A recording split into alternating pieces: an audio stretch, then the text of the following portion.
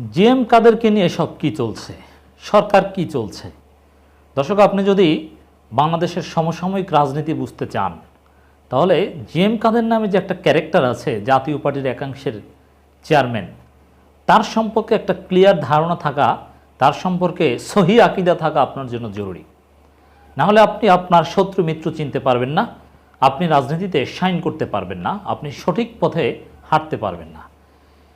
কি চলছে, সরকার কি করতে চাইছে, এই বিষয়টা আমি একটু ক্লারিফাই করব কিছু তথ্য উপত্যের উপর ভিত্তি করে, একটা রিসেন্ট ঘটনার উপর ভিত্তি করে।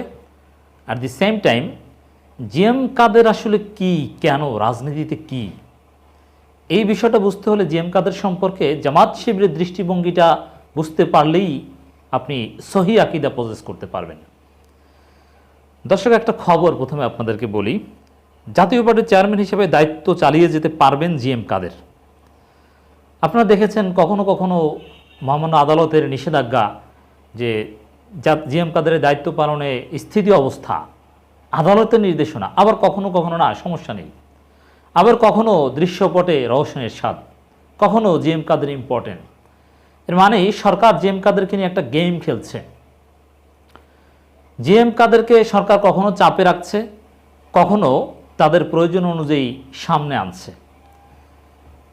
কিন্তু একটা বিষয় খেয়াল রাখতে হবে যে সরকার সবসময় চায় যে জিএম কাদের তথাকথিত বিরোধী দল সুলভ একটু রোল প্লে করুক, সরকারের কিছুটা সমালোচনা করুক, আবার তলে তলে সরকারের অনুগত থাকুক, গৃহপালিত থাকুক, উপরে উপরে সরকারের বিরোধিতা করুক।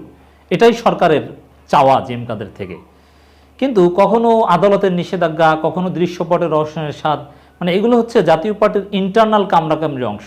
আর আওয়ামী লীগ জাতীয় পার্টির ইন্টারনাল কামড়াকামড়িকে ব্যবহার করে জিএম কাদেরকে চাপ দিয়ে আরও বেশি গৃহপালিত করে রাখতে চায় বা আরও বেশি অনুগত করে রাখতে চায়। এজন্যই কখনো নিষেধাজ্ঞা, কখনো দায়িত্ব পালন করতে কোনো বাধা নেই, এরকম নাটক আমরা দেখতে পাই। আসলে জিএম কাদেরকে নিয়ে সরকার এটাই চলছে, মানে সরকারের গৃহপালিত একটা উপাদান হচ্ছে জিএম কাদের, এটাই হচ্ছে মূল কথা। দেখেন খবরটা একটু দেখি, তারপরে জিএম কাদের সম্পর্কে আমাদের সহি আকিদা কী হওয়া উচিত, জামাত শিবির দৃষ্টিভঙ্গিটা কি, এটা একটু আমরা আপনাদেরকে জানাবো। আশা করি আপনারা জাতিকে সতর্ক করে দিবেন। জাতীয় পার্টির জাপা চেয়ারম্যান জিএম কাদেরকে হাইকোর্টে দেওয়া আদেশ বহাল রেখেছেন সুপ্রিম কোর্টের আপিল বিভাগ। ফলে জাপা চেয়ারম্যান হিসেবে তার দায়িত্ব পালন ও সাংগঠনিক কর্মকাণ্ড চালিয়ে যাওয়ার ব্যাপারে কোনো বাধা থাকলো না। এদিক থেকে বাধা থাকলো না, কিন্তু রওশন এরশাদকে রেডি করে রাখা হয়েছে। যখনই প্রয়োজন হবে তখন রওশন এরশাদ সামনে এসে নির্বাচন কমিশনের কাছে কে লাঙলের মালিক, এটা নিয়ে টানাটানি শুরু হবে। মানে সরকার যাকে চাইবে তাকেই দিতে পারবে, এখানে জাতীয় পার্টির হাতে কিছু নেই। হাইকোর্টে আদেশ চ্যালেঞ্জ করে দলটির সাবেক বহিষ্কৃত নেতা জিয়াউল হক মিদার করা লিভ টু আপিলের অনুমতি চেয়ে আবেদন খারিজ করে গত রোববার আপিল বিভাগ জ্যেষ্ঠ বিচারপতি এনায়েতুর রহিমের নেতৃত্বে 4 সদস্যের আপিল বিভাগকে আদেশ। এটা একটা ব্যতিক্রমী ঘটনা, যে কোনো একটা পার্টির চেয়ারম্যান কে হতে পারবে, কে হতে পারবে না, কে দায়িত্ব পালন করতে, কে পারবে না, মানে এগুলো আদালত ঠিক করে দেয়, যেটা পার্টির একেবারেই ইন্টারনাল বিষয় হওয়ার কথা ছিল।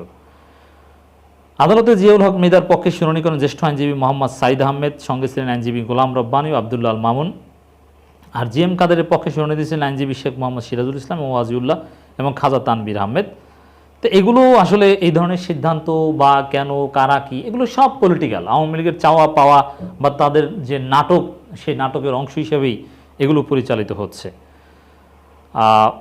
তাহলে আপাতত দর্শক আমরা দেখতে পাচ্ছি যে একটা নাটকের সমাপ্তি, যে জিএম কাদের পার্টির চেয়ারম্যান হিসেবে দায়িত্ব পালন করতে পারবে, তাতে কোনো বাধা নেই, এই নাটকের একটা পরিসমাপ্তি আমরা দেখতে পাচ্ছি।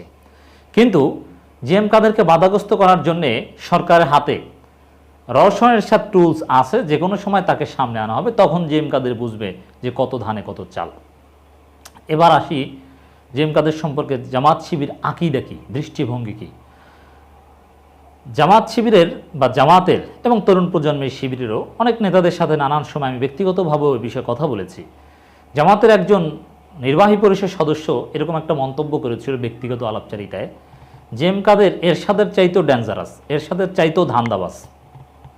তাহলে বুঝতে পারছেন জামাত শিবিরের লোকজন কী দৃষ্টিভঙ্গি পোষণ করে। আর জামাতের যে আকিদা বা জামাতের যে ফিলোসফি, এগুলো সব একত্র করে আমি যে মন্তব্য করতে চাই, জিএম কাদের ভারতের দালাল এবং আওয়ামী লীগের চাইতেও বড় দালাল। আওয়ামী লীগ তো মাঝে মাঝে ভারতের সিদ্ধান্তে বা ভারতের চাওয়া পাওয়ার সাথে একটু নেগোসিয়েশন করে এবং কিছু কিছু ক্ষেত্রে ভারতের সিদ্ধান্ত ওভারলুকও করতে পারে। প্রভুর সাথে গোলাম কিছু কিছু বিষয় তো বলতে পারে যে না স্যার আপনার কথা শুনবো না, এরকম একটু অবাধ্য আচরণ আওয়ামী লীগ করতে পারে, করে। যেমন সালমান এফ রহমানকে মন্ত্রী মর্যাদা উপদেষ্টা রাখার ক্ষেত্রে ভারতের নিষেধ ছিল, কিন্তু তারপরও প্রধানমন্ত্রী রেখেছে। এরকম কিছু কাজ আওয়ামী লীগ করতে পারে। কিন্তু জি এম কাদের হচ্ছে একেবারেই ফুল দালাল, মানে তিনি কিচ্ছু করতে পারেন না, সব কিছু ভারতের অনুগত। এই জন্য বাংলাদেশে সবচাইতে ভারতের বড় দালালদের মধ্যে একেবারে অ্যাবসলিউট আনুগত্য করে এমন দালালদের মধ্যে জি এম কাদের অন্যতম। এই বিষয়টা আপনাকে মনে রাখতে হবে। অতএব কোশ্চিনকালেও জি এম কাদেরকে কোনো বিরোধী দল সুলভ নেতা মনে করা যাবে না। আওয়ামী লীগের চাইতেও ক্ষতিকর প্রোডাক্ট, আওয়ামী লীগের চাইতেও বড় দালাল ভারতের।